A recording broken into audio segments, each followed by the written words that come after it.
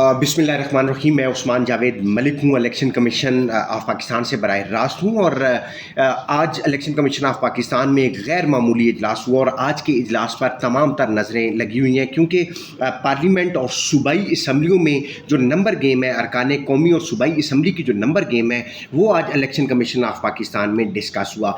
मजमूई तौर पर ये 78 मखसूस नशिस्तें हैं, जिसमें ख़वातीन और अक़लियतों की ये मखसूस नशिस्तें हैं, जिसमें 23 कौमी असम्बली और 55 नशिस्तें सूबाई असम्बलियों की है। इस हवाले से ये नशिस्तें किसको मिलेंगी, आज इस हवाले से इलेक्शन कमीशन ऑफ पाकिस्तान में इजलास हुआ, क्योंकि इजलास में स्पीकर कौमी असम्बली सरदार अयाज सादिक की जानिब से 2 खतूत इलेक्शन कमीशन ऑफ पाकिस्तान को लिखे गए और कहा गया कि हाउस नामुकम्मल है और फिल 4 जो मखसूस नशिस्तें हैं वो अलाट की जाए ताकि ये मामला हल हो सके। क्योंकि जब ये ख़त लिखा गया आज से 3 रोज़ कबल, तो उन्होंने कहा कि 3 हफ्ते से ये मामला इलेक्शन कमीशन ऑफ पाकिस्तान में ज़ेरे इल्तवा है, क्योंकि इसमें 2 चीज़ें जो हैं वो बड़ी अहम है। एक, सुप्रीम कोर्ट की जानिब से जो 8 रुकनी बेंच ने फ़ैसला दिया था, मतलब ये फुल कोर्ट का फ़ैसला था, लेकिन 8 रुकनी बेंच ने ये फ़ैसला दिया था कि ये मखसूस नशिस्तों पर हक़ पाकिस्तान तहरीक इंसाफ का है। और उसमें फिर तफसीली फ़ैसला आया, उसमें तमाम इबहम जो है वो भी क्लियर हुए।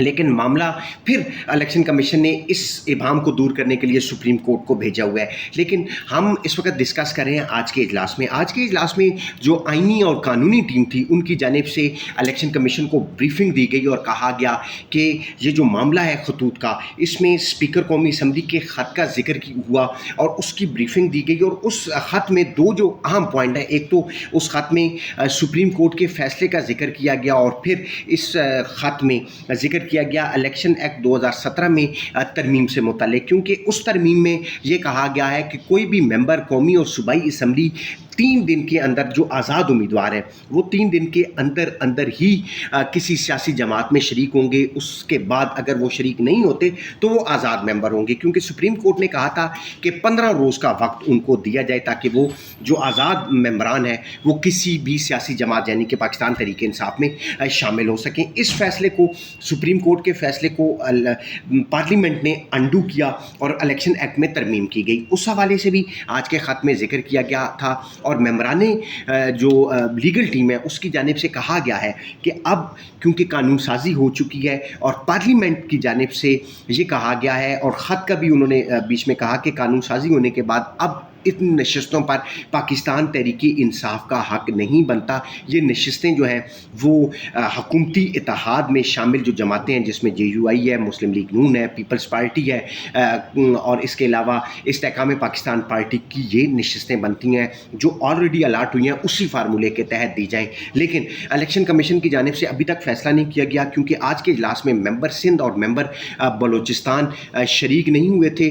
कमीशन मुकम्मल नहीं था, इस वजह से आज कोई फैसला नहीं हुआ। और हमारे ज़राए से जब गुफ्तगू हुई तो ज़राए ने इस बात की तस्दीक करते हुए कहा कि अब जो दोबारा इजलास है, क्योंकि पाकिस्तान में शंघाई कॉरपोरेशन ऑर्गेनाइजेशन का इजलास होने जा रहा है और इस हवाले से छुट्टियां हैं और छुट्टियों के बाद इस मामले पर गौर किया जाएगा। लेकिन आज का जो इजलास था, इससे कबल भी इलेक्शन कमीशन ऑफ पाकिस्तान इजलास करता रहा और इलेक्शन कमीशन ने जब ये स्पीकर का ख़त सामने आया तो इलेक्शन कमीशन ने अहम इजलास बुलाने का फ़ैसला किया। लेकिन ट्विटर पर जब इस इजलास के बारे में टॉप ट्रेंड बन गया और जो सार्फिन थे, सोशल मीडिया सार्फिन ने, उन्होंने इलेक्शन कमीशन को तनकीद का निशाना बनाया और उन्होंने अपने ट्वीट्स में और सोशल मीडिया के जो गुफ्तगू थी उसमें ये कहा गया कि क्योंकि अब जो आइनी तरमीम होने जा रही है, आइनी तरमीम में जो मेंबराने पार्लियामेंट है उनकी जो राय है, उनकी गिनती जो है वोट, वो बड़ा अहम होगा और हुकूमत के पास अभी भी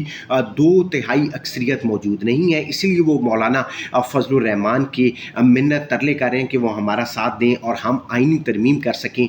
लेकिन अभी तक ये मामला ज़ेरे बहस है। अगर ये आइनी तरमीम के लिए अब मखसूस नशिस्तें अगर हुकूमती इत्तेहाद के पलड़े में चली जाती हैं तो फिर उनको पार्लियामेंट की हद तक ये तरमीम कराने में खासी मदद मिलेगी और फिर उनको मौलाना फजलुर रहमान की हमायत की ज़रूरत नहीं पड़ेगी। लेकिन सेनेट में गो के मौलाना फजलुर रहमान की नुमाइंदगी मौजूद है और उसके लिए फिर भी हुकूमती इत्तेहाद को मौलाना फजलुर रहमान की हमायत दरकार होगी। इसी हवाले से ये अहम इजलास था और आज का अहम اجلاس بغیر کسی نتیجے کے ختم ہوا. دوبارہ چھٹیوں کے بعد یہ اہم اجلاس ہوگا اور اس میں یہ فیصلہ کیا جائے گا کہ مخصوص نشستیں حکومتی اتحاد کو ملیں گی یا پھر پاکستان تحریک انصاف کو. ابھی تک کوئی فیصلہ نہیں ہوا. آپ کے دیکھنے کا بہت شکریہ. مجھے اجازت دیں, انشاءاللہ جو بھی الیکشن کمیشن سے ریلیٹڈ اور ملکی سیاست سے ریلیٹڈ کوئی گفتگو ہوگی تو میں حاضر ہوتا رہوں گا. آپ کا بہت شکریہ. اللہ حافظ.